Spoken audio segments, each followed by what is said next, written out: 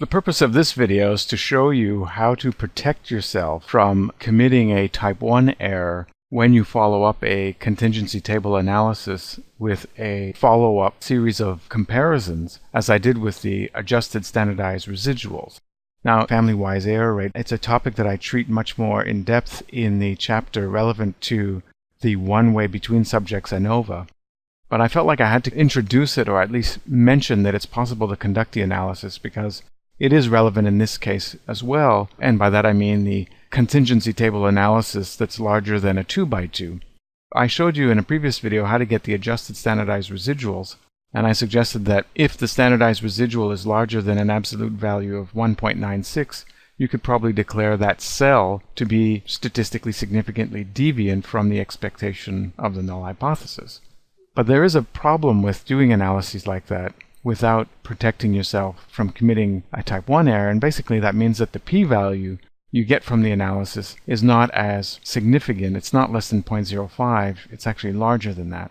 So I'm first going to show you briefly that it looks like SPSS can do what I recommend that you do in the textbook, but it's not quite right. This is me doing the analysis again for add type and click-through ratio, and if you click on cells, there is this z-test, compare column proportions, adjust p-values Bonferroni method.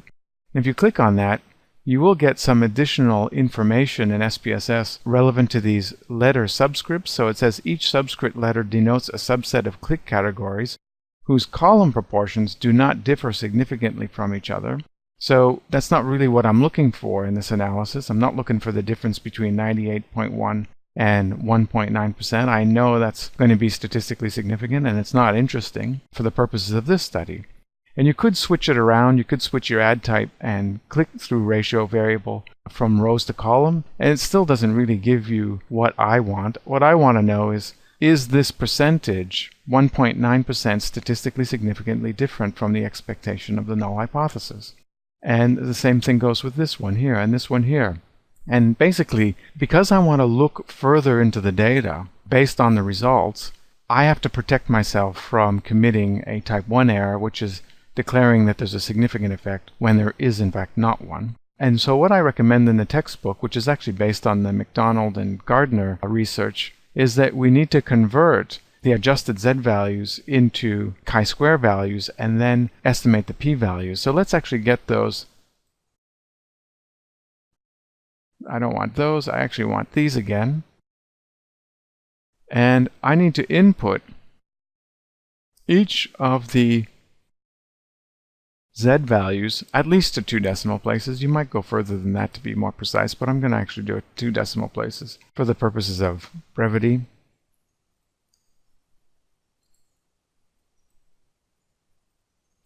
There we go. So I've got negative 2.53, and what I need to do is I'm going to create a new data file, and I'm going to put negative 253 because that's the z value. It's an adjusted z value. And 3.31.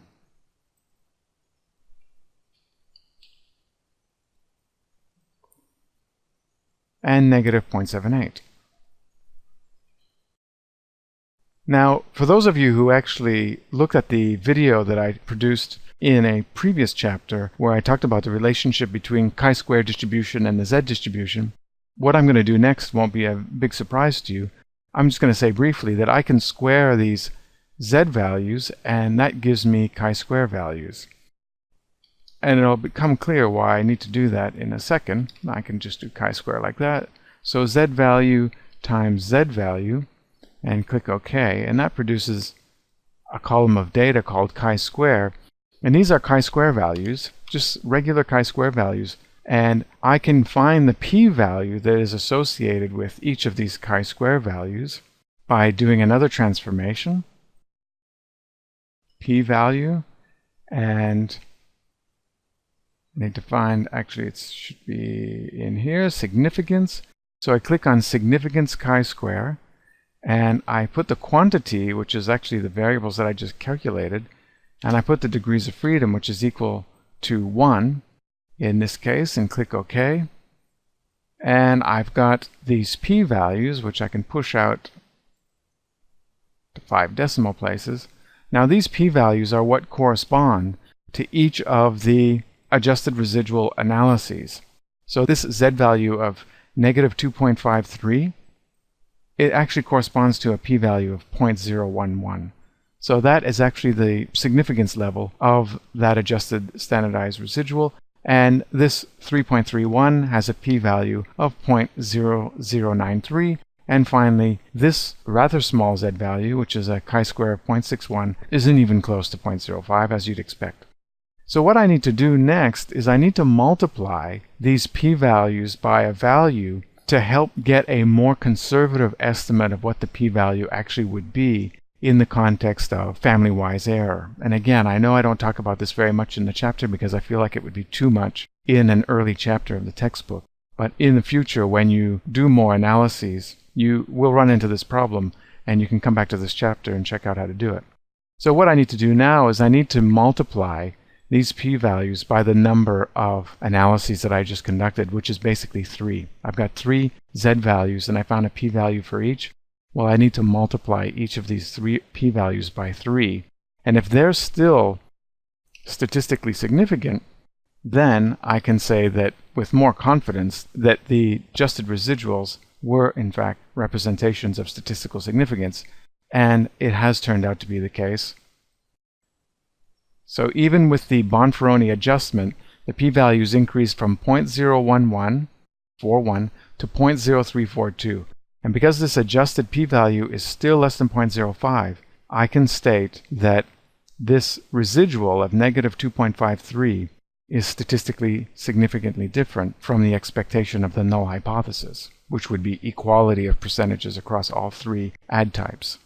And I can say that also of the other add type, that is actually statistically significant. The purchase type is statistically significantly different from the expectation of the null hypothesis, which is equal percentages. But this p-value, yeah, it's gone over 1.0, which is impossible, but that is what we get when we do the Bonferroni correction. It's clearly not significant. So that is how you can do a follow-up analysis in a R by C contingency table. You can do the adjusted residuals, and you can take it that one step further and help protect you from committing an error with the Bonferroni correction.